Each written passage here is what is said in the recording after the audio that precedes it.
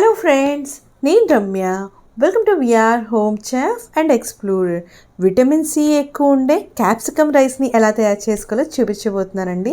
Stove పైన ఒక pan పెట్టుకొని 2 స్పూన్స్ ఆఫ్ ఆయిల్ వేసుకోండి. ఆయిల్ కొంచెం వేడెక్కాక కొంచెం జీలకర్ర, కరివేపాకు, పచ్చిమిరపకాయలని వేసుకొని బాగా ఫ్రై చేసుకోవాలి. 10 నిమిషాల్లో చేసుకోవచ్చండి. టేస్ట్ కూడా చాలా బాగుంటుంది.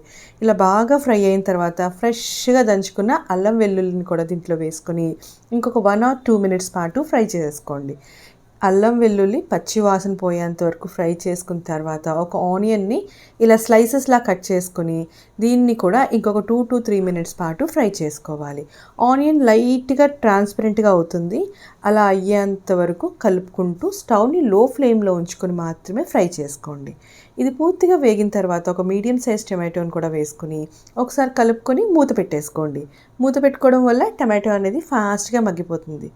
క్యాప్సికమ్ 3 కలర్స్లో ఉంటుంది కదా, ఏ క్యాప్సికమ్ మరి హెల్దీ అయితే మీకు తెలిస్తే కింద కామెంట్స్లో తెలియచేయండి.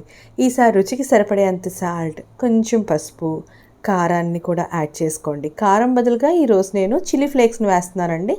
లేదంటే ఒక స్పూన్ కారం వేసుకొని బాగా ఫ్రై అయిన తర్వాత 1 కప్పు వరకు గ్రీన్ క్యాప్సికమ్ని వేసుకొని ఇంకొక 5 మినిట్స్ పాటు ఫ్రై చేసుకోవాలి. స్టవ్ని లో టు మీడియం ఫ్లేమ్లో ఉంచుకొని మాత్రమే చేసుకోండి. ఈరోజు గ్రీన్ క్యాప్సికమ్ యూజ్ చేస్తున్నాను. అడిగాను కదా క్వశ్చన్, ఆన్సర్ని కమెంట్ చేయడం మాత్రం మర్చిపోకండి.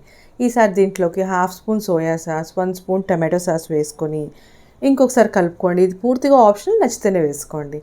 ఇలా పూర్తిగా ఫ్రై అయిన తర్వాత ఆల్రెడీ కుక్ చేసుకున్న రైస్ని వేసుకొని గరం మసాలాను కూడా యాడ్ చేసుకొని టాస్ చేసుకున్నట్టుగా స్టవ్ని హై ఫ్లేమ్లో ఉంచుకొని ఒక 3 మినిట్స్ పాటు ఫ్రై చేసుకున్నారంటే టేస్టీగా మన క్యాప్సికమ్ రైస్ అనేది రెడీ అవుతుంది. మొత్తం ఫ్రై చేసుకున్నాక మూత పెట్టుకొని ఒక 2 మినిట్స్ వదిలేసి అప్పుడు మాత్రమే సర్వ్ చేసుకోండి.